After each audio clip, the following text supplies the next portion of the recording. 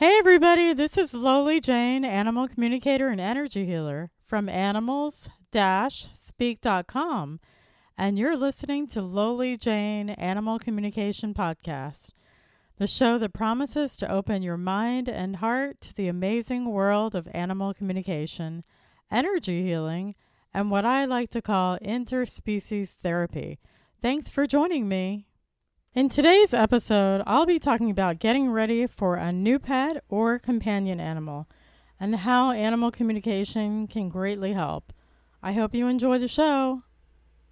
First, let me tell you a little bit about myself. I'm a certified international professional animal communicator and pranic energy healer. I offer remote and in-person animal communication, whether they are live or in spirit. I also offer pranic healing for trauma, injuries, pain, illness, disease, and behavior and emotional issues for both humans and animals. For the humans, I can provide spiritual guidance by channeling your angels and guides, or even do a past life regression. And if you've ever wanted to become an animal communicator, I teach animal communicator training workshops and provide one-on-one mentoring. Check out my website for workshop schedules at animals-speak.com or mindbodyspiritworkshops.com. Are you thinking about getting a new animal friend? Whether they are for emotional support, service animals, rescue, competition, or just welcome an addition to the family. It is important to select the right pet or animal, but animal communication can provide a help on a whole other level. How can animal communication help in this case? If an animal is being rescued or adopted or purchased, you are going to want to know what the animal wants in a forever home and a forever family. Number one, I can ask and find out if they want to live with a single person or an entire family, because they'll have a very specific preference about it. And I can also ask if they want to live with young children, because some animals do not prefer to be around very young toddler kids, and some love it. Some want to be around babies, some don't. So they also have a preference. I can also find out if they want other animal companions and what type of animals they prefer to live with. Next, I can find out if they prefer to live indoors or outdoors or both. This is especially important if they started out as a stray or feral, because they're going to want to go outside again in some capacity. The next thing is, if they're being transported to you, I can have a detailed conversation with the animal about the journey to alleviate trauma, fear, anything, potential PTSD, anxiety, any of that. I can have a long conversation with them about what's going to happen, and it will greatly alleviate their anxiety because they'll now know what's going to be going down. And the next thing is, I can find out if they have been with you before in this lifetime or any other lifetime. Animals do come back to us. They do reincarnate to us. So that is great to know, especially if you're looking for a specific animal. And if you are, I can work with that and find out if it's going to be that animal. The next thing I can find out is I can also talk to animals in spirit that have crossed over and have not yet reincarnated to see if they're willing and able to come back to you. So like I said, if you're looking for a specific animal to come back to you, like at a certain time, I can communicate with the animal in spirit on the other side and ask them if they're able and willing to come back to you at this time and what they would prefer to be, what kind of animal, how it'll happen, and all of the details. And so if they're willing and able, if they tell me they're willing and able to come back to you, I can find out what their preferences are and what they would like to be, what sex they want to be, how you can find them and reunite with them. And for more on this, listen to episode 8 on soul animals, past lives, and reincarnation. And also listen to episode 22 on walk-ins. Very briefly, a walk-in is when an incarnation comes into an already existing body. It can happen in humans and animals. And animals can choose to switch souls with another animal and come in as an adult animal. So listen to that for a more detailed description. And the next thing I can find out is their favorite activities. This is important because if you have a very active animal who wants to run and maybe have agility training or agility activities, and you are not willing or able to provide this, this may not be a good match for you. Some people don't think about this ahead of time until it's too late and you've already gotten the animal. But some other animals might want more fun indoors with their toys, playing with their stuffy dolls. It really depends on the animal. It depends on the person, and it has to be the right match. For instance, if you're an older person and you're not as active, it might be better to have an animal that prefers indoor activities. So the next thing that I can find out as an animal communicator is for homes with infants, I can find out if the animal is okay to be with a small infant or even to help raise the baby. And believe me, they will. I grew up with a dog that was literally brought home from the pound the day I was born. My mom shared with me that I would crawl around on the floor and we would eat each other's food. I would eat her dog food and bugs, of course, that I would put in my pocket, and she would eat my cereal snacks. And I laugh and I say maybe this is why I became an animal communicator, because I was raised on dog food and bugs. So if you have a specific need for an animal, for instance, service animals, I can find out if they're willing to be of service for a specific disability. If this is what they want for their life and is this part of their sole purpose. I can ask the animal what their sole purpose is. And if it's not this, then this is not the right animal to do this service work. They have to be willing and able and part of their chosen soul work that they want to do. The next thing is if you need an emotional support animal, I can ask if they're willing to let you lean on them emotionally and let them be emotional support. And again, it goes back to their chosen soul purpose. For competition animals, I can find out how they feel about doing specific competitions. And for example, if they would like to be competing at a dog or cat show. I've talked to a client dog once who shared with me how much she enjoyed the way she looked in a mirror and enjoyed staring at herself in a mirror. And she asked me for a mirror that she needed to stare at herself some more. And believe it or not, this includes my dog. More on this story later. I'm going to share about my new puppy that I got and the whole backstory and the entire communication session so you can hear it for yourself. But some animals, they really do want to do competitions. I know we think that we force them as humans, but some animals really, really enjoy being competitive or running or being showed. If you're getting a horse, some horses might enjoy doing jumping or barrel racing. Some horses really enjoy being ridden and connecting with humans in this way, and others flat out refuse to be ridden. They'll lay down if you put a rider on them. That's not what they want. But some animals like this. So it really depends. I've had a lot of horse clients across the board, and it's not just the human forcing them to do things. In fact, I talked to some horses who love racing. They love the feeling of winning, and they loved being pampered and dressed for competition, and they wouldn't have it any other way. You would actually be surprised. In fact, I had a client with a partially blind horse who told me he did not want to stop racing, that he really enjoyed this activity despite his vision because he loved running and he didn't want to live a life where he couldn't run. So it's not always us forcing them to do competitive things. They really do enjoy it sometimes. Sometimes it is forced, but sometimes it's not. It's also important to communicate that they will be coming to their new forever home. And if it's a case of a foster, to be told the truth about you caring for them to the best of your ability before finding them a good home. And then, what they want in a forever home. So it's really important to be honest with them, upfront with them, with details about what's going on. They want to know. If they know ahead of time, they will feel more secure. They will not feel insecure, and they will not get anxiety and trauma and all of that stuff that goes with it. So now let me share with you my personal story of getting a new puppy.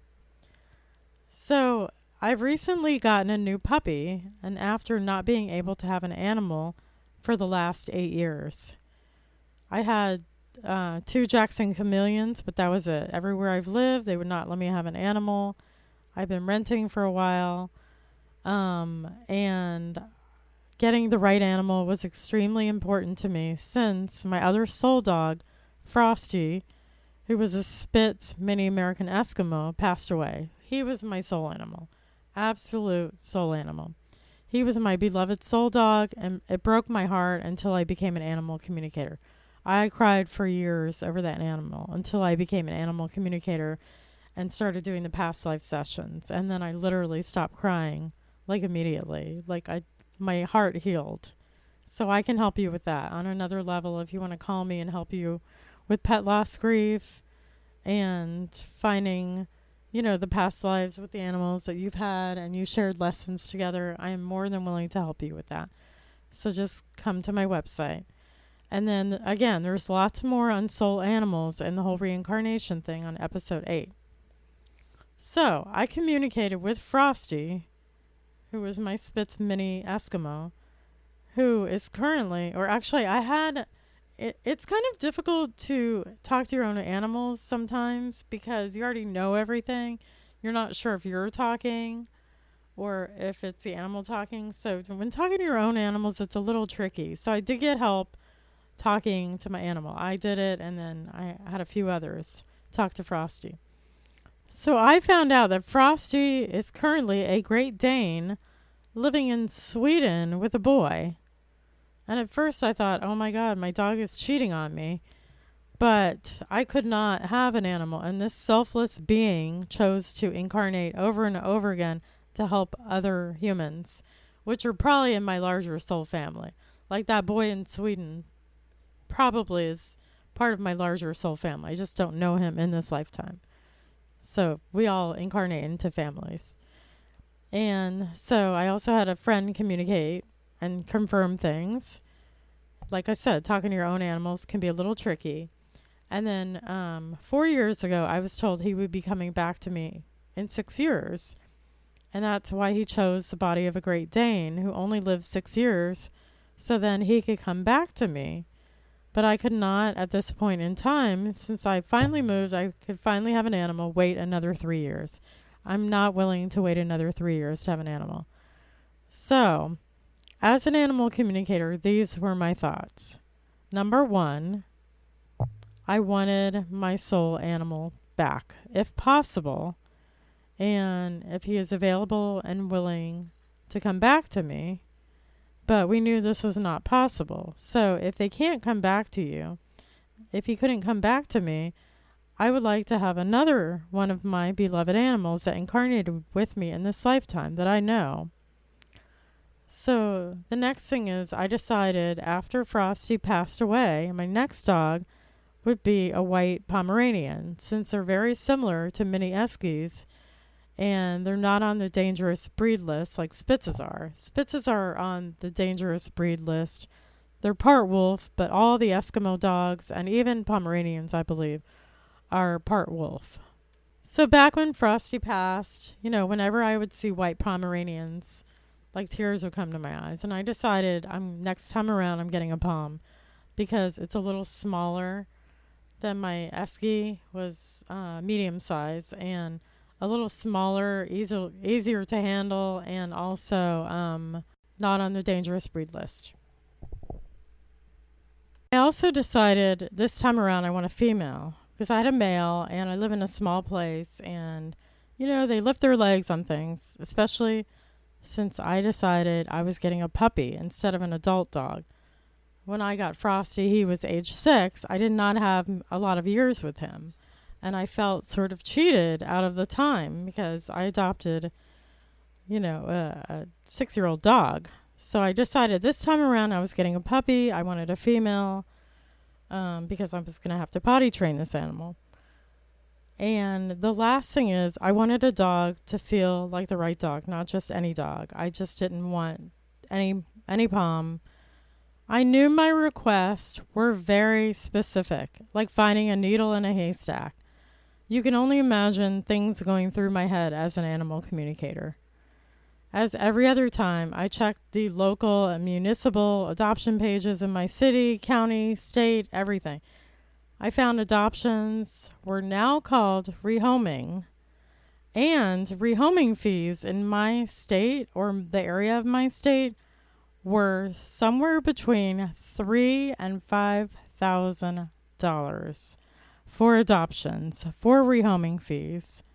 I also called the county shelters, and they had a new policy, which is any dog which is in foster care now cannot be adopted, which I think is absolutely ridiculous policy, because that's the whole point of it, to have them in foster care temporarily and then to adopt them out. But they changed their policy to where if they're in foster care, as small breeds are always in foster care, small breed puppies are always in foster care, they will not adopt them out. So I gave up at some point.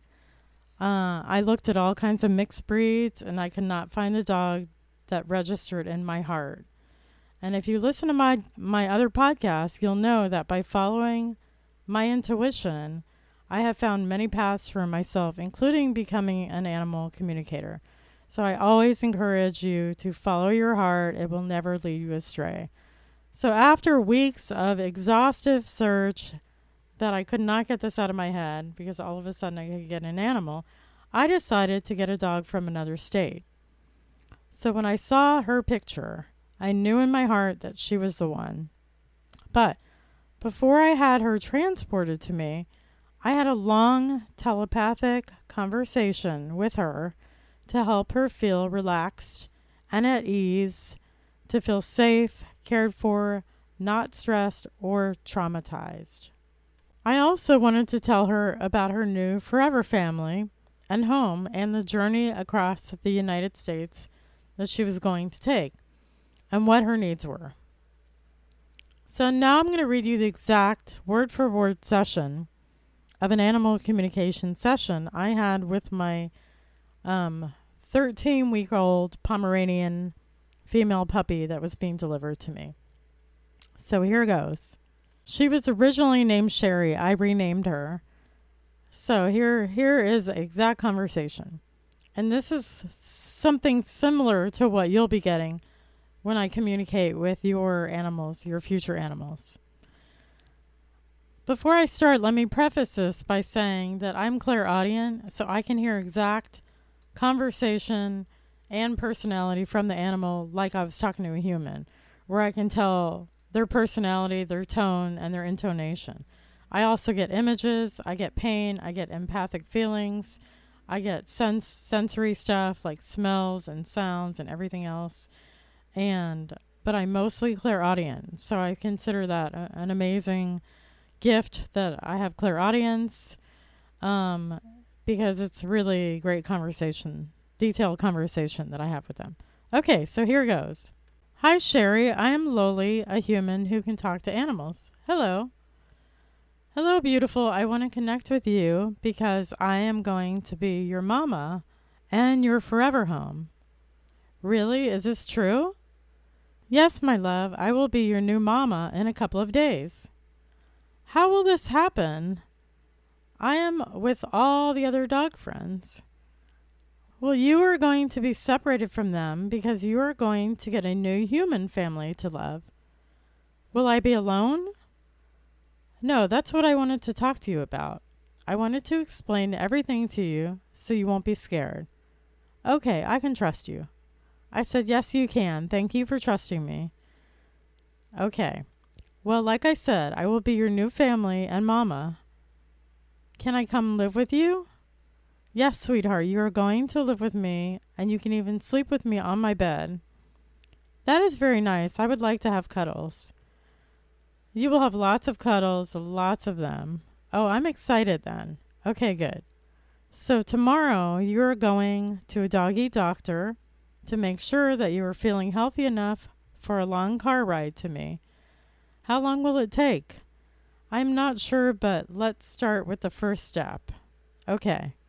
So the first step is that they will take you away from the other puppies and human friends and take you to a doctor for a checkup. I don't like doctors. They hurt me. It will be okay. They want to make sure you are healthy enough for the car ride. Okay, what's next? After the doctor says you're healthy, some other humans, probably 2 of them, are going to put you in a crate into a car or truck with other animals. I don't want you to be scared. Why do I have to go into a crate? Because you will be driven in a car or truck for a long way to get to me. How long is long? It might take 3 days. Is that all I have to wait? Yes, in 3 days from tomorrow, we will be reunited and we can love and cuddle each other. Then I will give you a bath, wrap you up in a blanket, feed you delicious food and treats, and fresh water. It sounds very nice. I'm so glad you are happy to be my new puppy companion. Yes, this makes me happy to come live with you. Can you talk to me like this all the time? I said, yes, I am a special human who can talk to animals. We can talk like this every day. Can I tell you what I like? I said, of course. I will take you to the puppy store so we can get some food, treats, and toys for you. I'm excited about this. You are making me feel special. I came here to be with a human. I am so glad to hear this. I said, what is your sole purpose in this incarnation? To be loving and kind to humans so they can feel good about themselves again after all their hard work. I go, that is a wonderful, noble purpose. And yes, I could use some loving kindness after being on Earth for this many years. Is that how long you've been here? I actually shared with her how long, but I'm not going to say that on a podcast. Is that how long you've been here? Yes, this time around, but I have been on Earth many times before. I used to have a best dog friend named Frosty. He was a boy and almost the same kind of dog as you, but he transitioned at age 15, and I have missed him ever since.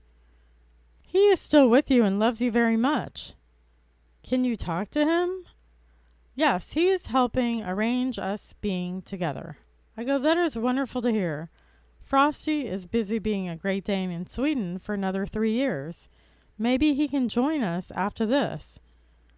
I would like to meet him. He sounds like he was so full of love for you. He was, and I was for him. I'm excited to have you as my new companion puppy.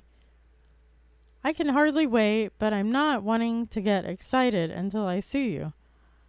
I can't wait to meet you too. Thank you for wanting to give me a good home. Of course, sweetheart. I want you to think about what name you want to be called. I will also picture some names and ask you if you like any of them. Okay, I haven't really thought about this. That's okay. We can select your name when we reunite with each other. So I don't want you having any fear or anxiety about being moved or driven and taken by strangers, stranger humans, because at the end of your 3-day journey, you will be handed to me and I will kiss you and hold you so tight. I hope you like affection because I will give you a lot. I do, and I can't wait to be held tight by you. Thank you for telling me all of this. You are welcome, sweetheart. Be calm and peaceful and tell the other doggies and kitties that they are going to meet their new forever family and not to be scared. Okay, I will help them feel good too. I said, you are an angel. Aw, thank you, Mama. Keep calling me Mama. I love it. Okay, Mama, I will hold you in 3 days. I can't wait. I will send angels to you to watch over you while you are being transported. Okay, Mama, I will be brave. I will check in with you every day while you are being driven to see how you are doing. Okay, I really like that. Okay, Mama, I can't wait to love you. You too, my beautiful sweetheart. It was an amazing and beautiful conversation, to say the least, and absolutely eased both of our minds. But sometimes life throws you a curveball. Literally, after she got dropped off, within a 30-minute period, I had a flood. A major flood in my house, which was filled with water to about 8 inches high.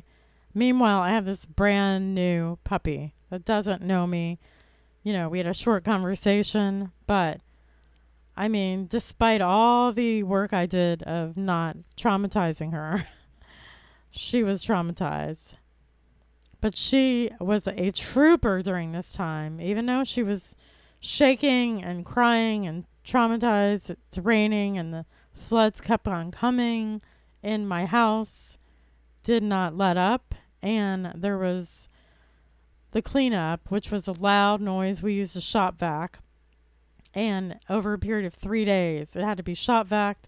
All the furniture had to be removed, all the rugs, like everything. And to this day, she will scream. I mean, scream at the top of her lungs and bark if I use a vacuum cleaner, the broom, or attempt to move any piece of furniture around. So I'm working with her now to help her feel safe again, but it's a process because she went through a lot of trauma as soon as she met me early on. So life is not perfect, but you do what you can with them. And I still continue to talk to her. I am learning by leaps and bounds how to be a puppy mama, because when I had a puppy, I was a child. So I've never had a puppy as an adult. And so there's a whole, behavioral back and forth thing. She's got a very, very, very strong will. She's an alpha female to the nth degree. Alpha, alpha, alpha, strong-willed Miss Independence. She's not like a little puppy. As you can see from my story, it's important and beautiful to communicate with an animal who will soon be your companion. So be sure to book your session now at animals-speak.com. That brings us to the end of this episode. I hope you enjoyed this amazing show on getting new companion animals as much as I love doing it. Be sure to subscribe for more amazing episodes. Book your animal communication session now, or check out my upcoming workshops and classes. You have nothing to lose and everything to gain, as well as opening your mind, heart, and spirit to your deep connection with your beloved animals. For more information, please visit my website at animals-speak.com, Lowly Jane animalcommunication.com, or mindbodyspiritworkshops.com. And please subscribe to my monthly newsletters for invites and classes on workshops and events and the latest podcast. Join us next week for episode 26 on animal microbiome. If you enjoyed today's episode, please be sure to subscribe, like, and rate us. And as always, love and gratitude for listening to the Lowly Jane Animal Communication and Healing Podcast. This is Lowly Jane. This podcast was created, produced, and recorded, researched, and edited by Lowly Jane and is a product of Lowly Jane Animal Communication.